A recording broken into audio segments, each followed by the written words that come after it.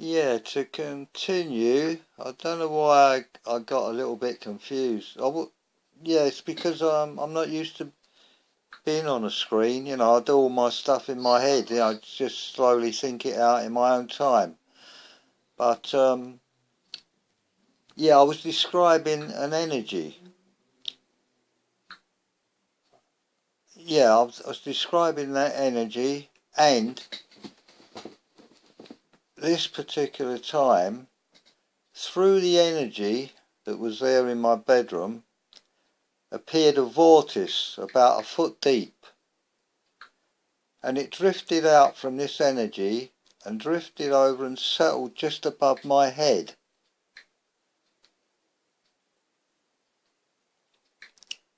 And it stayed there a few seconds, then it dispersed and went back through the energy. And then another vortice appeared and did the same thing. And I believe there were 5 vortices in all. It's either 3 or 5. But the last 2 vortices, the 4th one, there were pinheads of light in it.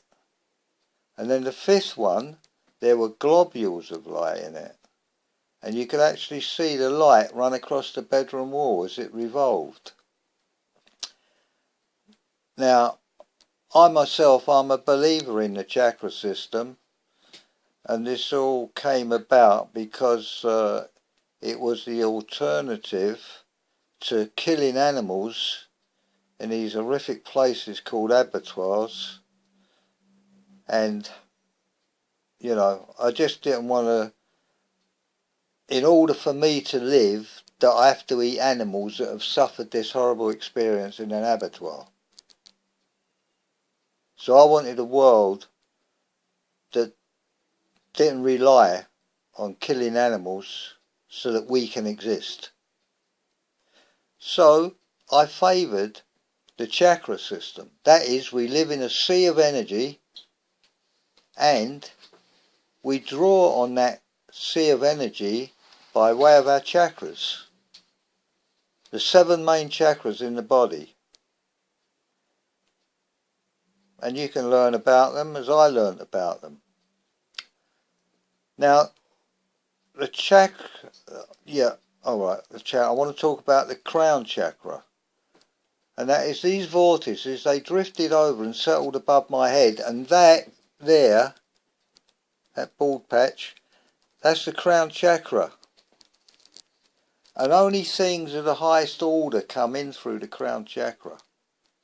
So they would seem to me that they were gifts from God. I'd been accessed by looking into the eye, and I'd come up trumps, not Donald by the way, but I'd come up trumps, although I don't mind Donald. Yeah, so this was me receiving gifts from God. Now, there are guys around like Richard Dawkins. He's writing books saying that there is no God. He's a professor, and I believe he's a scientist as well. But the one thing I've got over him, and I can't think of the word again, I must be getting old. I've got conviction, put it that way, that's the word I want. I've got conviction having had my experience, whereas Richard Dawkins, he's got experience on having a nothing,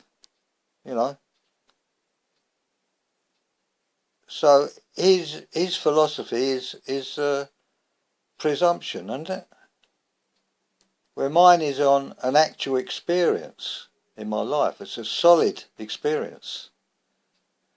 So the thing is, I'm a nobody, lived in my council house 80 years, and I have to come up against the guy, Richard Dawkins, who's a professor, a scientist, writes many books saying that there's no God, and yet as me, little old me, a nobody, and I've been in the presence of God, so It's like as far as I'm concerned, it's no contest. It's like putting Ali in with Ronnie Corbett.